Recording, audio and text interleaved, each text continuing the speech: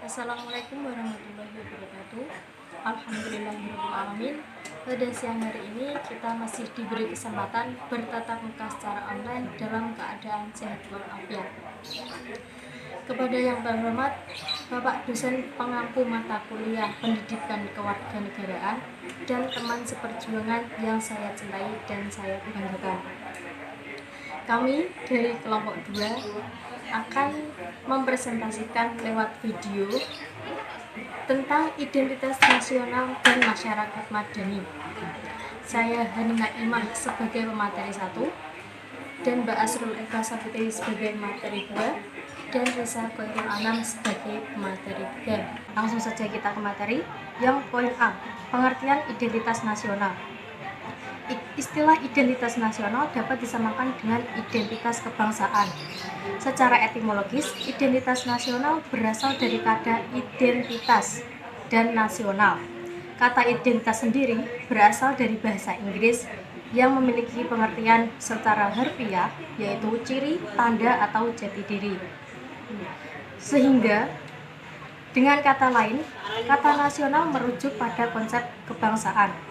Jadi, pengertian identitas nasional adalah pandangan hidup bangsa, kepribadian, filsafat Pancasila, dan juga sebagai ideologi negara. Yang poin B, parameter identitas nasional. Parameter identitas nasional adalah suatu ukuran atau patokan yang dapat digunakan untuk menyatakan suatu yang menjadi ciri khas sesuatu bangsa. Suatu bangsa yang diukur adalah unsur identitas seperti kebudayaan yang menyangkut norma, adat, teknologi. Suatu alami atau ciri yang sudah terbentuk seperti geografis. Identitas nasional mempunyai indikator sebagai berikut. Identitas nasional menggambarkan identitas pola pikir dan yang terwujud melalui aktivitas masyarakat sehari-harinya. Yang kedua, lambang-lambang yang merupakan ciri dari bangsa dan secara simbolis menggambarkan tujuan dan fungsi bangsa. Yang ketiga, alat-alat perlengkapan yang digunakan untuk mencapai tujuan seperti bangunan, teknologi, dan peralatan manusia. Tujuan yang ingin dicapai suatu bangsa, identitas bersumber dari tujuan ini bersifat dinamis dan tetap seperti budaya unggul, presentasi, dan bidang tertentu seperti di Indonesia yang dikenal dengan bulu tangkis. Kita lanjut ke poin yang J yang akan dipresentasikan oleh Mbak Asrul Eka Safitri. Ke poin C, unsur-unsur pembentuk identitas nasional. Bagi bahasa Indonesia, pengertian parameter identitas nasional tidak merujuk hanya pada individu atau adat istiadat dan tata laku, tetapi berlaku pula pada suatu kelompok Indonesia sebagai suatu bangsa yang majmuk, identitas yang melekat dan diikat oleh kesamaan-kesamaan yang terdapat pada segenap warga. Unsur-unsur pembentuk identitas yaitu terdiri dari 1. Suku bangsa. Suku bangsa adalah golongan sosial yang khusus bersifat adskriptif atau ada sejak lahir, yang sama coraknya dengan golongan umur dan jenis kelamin. Yang nomor 2, agama. Bangsa Indonesia dikenal sebagai masyarakat yang agamis. Agama-agama yang tumbuh dan berkembang di Nusantara adalah agama Islam, Kristen, Katolik, Hindu, Buddha, dan Konghucu. Yang poin nomor 3, kebudayaan. Kebudayaan adalah pengetahuan manusia sebagai makhluk sosial yang isinya adalah perangkat-perangkat atau model-model pengetahuan yang secara kolektif digunakan oleh pendukung-pendukungnya untuk menafsirkan dan memahami lingkungan yang dihadapi dan dipergunakan sebagai rujukan dan pedoman untuk bertindak dalam bentuk kelakuan dan benda-benda kebudayaan sesuai dengan lingkungan yang dihadapi. 4. Bahasa. Bahasa merupakan unsur pendukung identitas nasional yang lain. Bahasa dipahami sebagai sistem perlambangan yang secara aptibur dibentuk atas unsur-unsur ucapan manusia dan yang digunakan sebagai sarana berinteraksi antar manusia. Yang poin D, Pancasila sebagai hakikat identitas nasional. Sebagai identitas sosial, Pancasila sebagai kepribadian bangsa harus mampu mendorong bangsa Indonesia secara keseluruhan agar tetap berjalan dalam koordinatnya dan bukan berarti menentang arus globalisasi, akan tetapi lebih cermat dan bijak dalam menjalani dan menghadapi tantangan atau peluang yang tercipta. Identitas nasional merupakan suatu konsep kebangsaan yang tidak pernah ada pada sebelumnya, perlu dirumuskan oleh suku-suku tersebut. Istilah identitas nasional secara terminologi adalah suatu ciri yang dimiliki oleh suatu bangsa yang secara filosofis membedakan bangsa tersebut dengan bangsa lain. Eksistensi suatu bangsa pada era globalisasi yang sangat kuat, terutama karena pengaruh kekuasaan internasional. Pancasila sebagai kepribadian dan identitas nasional karena bangsa Indonesia sebagai salah satu dari masyarakat internasional memiliki sejarah serta prinsip dalam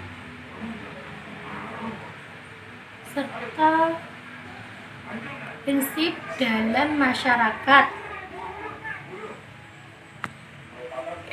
yaitu Pancasila jadi filsafat suatu bangsa dan negara berakar pada pandangan hidup yang bersumber pada kepribadiannya sendiri. Dapat pula dikatakan bahwa Pancasila sebagai dasar filsafat bangsa dan negara Indonesia pada hakikatnya bersumber kepada nilai-nilai budaya dan keagamaan yang dimiliki oleh bangsa Indonesia, tetapi sebagai kepribadian bangsa. Tapi tantangan atau peluang yang tercipta. Identitas nasional merupakan suatu konsep kebangsaan yang tidak pernah ada pada sebelumnya, perlu dirumuskan oleh suku-suku tersebut. Istilah identitas nasional secara terminologi adalah suatu ciri yang dimiliki oleh suatu bangsa yang secara filosofis membedakan bangsa tersebut dengan bangsa lain. Eksistensi suatu bangsa pada era globalisasi yang sangat kuat, terutama karena pengaruh kekuasaan internasional. Pancasila sebagai kepribadian dan identitas nasional karena bangsa Indonesia sebagai salah satu dari masyarakat internasional memiliki sejarah serta prinsip dalam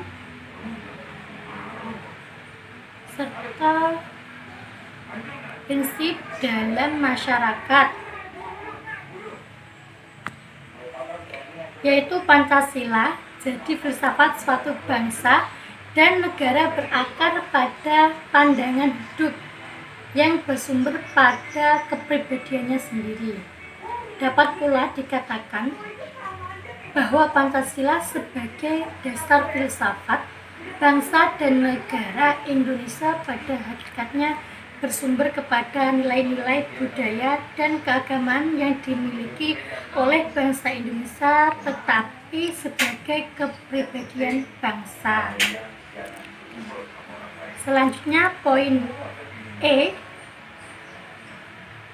yang akan dilanjutkan oleh rekan saya, yaitu Reza Khairul Anam. Oke, assalamualaikum warahmatullahi wabarakatuh.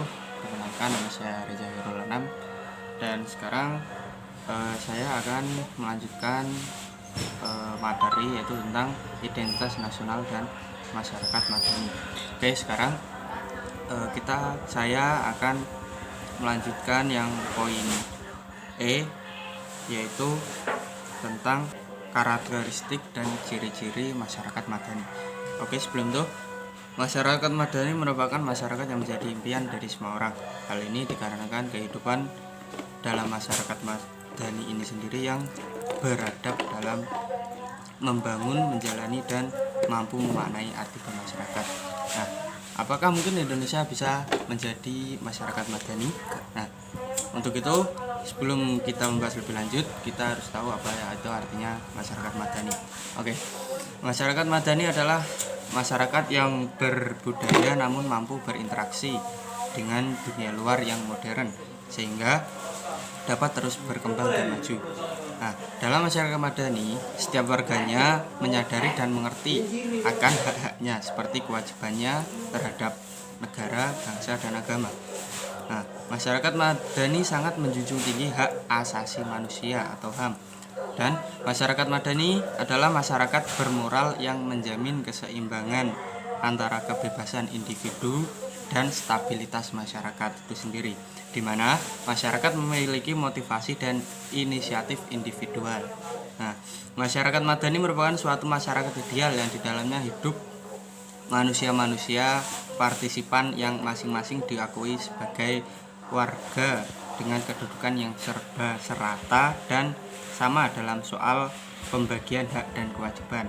Nah, pada intinya, pengertian masyarakat madani itu sendiri adalah masyarakat yang memiliki kehidupan ideal baik dalam hak dan kewajiban warga dapat terlaksana secara seimbang serta mampu berkembang dengan dunia luar demi majunya kehidupan. Pada dasarnya, masyarakat Indonesia masih kesulitan dalam mencapai masyarakat madani. Hal ini dikarenakan masih rendahnya pendidikan politik dan kewarganegaraan pada masyarakat Indonesia. Nah, kondisi ini diperburuk dengan kurangnya rasa nasionalisme dan kepedulian terhadap masalah yang dihadapi bangsa Indonesia sendiri. Maka dari faktor-faktor penghambat tersebut, seharusnya seluruh lapisan masyarakat terus bergerak dan maju dalam membentuk masyarakat yang cerdas, demokratis, beradab, dan memiliki nasionalisme yang tinggi. Seluruh warga masyarakat dituntut harus mampu berpikir kritis dengan berdasarkan pada Pancasila dan semboyan Bhinneka Tunggal Ika, sehingga terbentuk masyarakat yang mampu mengatasi masalah-masalah yang menimpa bangsanya serta mampu membentuk kekuatan dalam membangun pemerintahan yang kokoh, jujur, dan adil. Nah, kemudian dari langkah yang cerdas dan juga kritis, maka akan terbentuk masyarakat yang madani dan berpegang pada nilai-nilai Pancasila. Adapun ciri-ciri masyarakat madani yaitu yang pertama, terintegrasinya individu-individu dan kelompok-kelompok eksklusif ke dalam masyarakat melalui kontrak sosial dan aliansi sosial. Kedua, menyebarnya kekuasaan sehingga kepentingan-kepentingan yang mendominasi dalam masyarakat dapat dikurangi oleh kekuatan-kekuatan alternatif. Dan tiga, dilengkapinya program-program pembangunan yang didominasi oleh negara dengan program-program pembangunan yang berbasis masyarakat. Dan keempat, terjembataninya kepentingan-kepentingan individu dan negara karena keanggotaan organisasi-organisasi volunteer mampu memberikan masukan-masukan terhadap keputusan-keputusan pemerintah. Yang kelima atau yang terakhir, meluasnya kesetiaan, loyalty dan kepercayaan trust sehingga individu-individu mengakui ketertarikannya dengan orang-orang lain dan tidak mementingkan dirinya sendiri. Dan karakteristik dari masyarakat yang madani itu sendiri adalah nomor 1, free public sphere atau ruang publik yang bebas. Kedua, demokratisasi. Ketiga, toleransi. Keempat, pluralisme. Keenam, keadilan sosial atau social justice. Keenam, partisipasi sosial. Dan yang terakhir, supremasi hukum. Oke, mungkin itu saja dari saya. Kurang dan lebihnya saya mohon maaf. Wallahul muwaffiq ila aqwamit thoriq. Wassalamualaikum warahmatullahi wabarakatuh.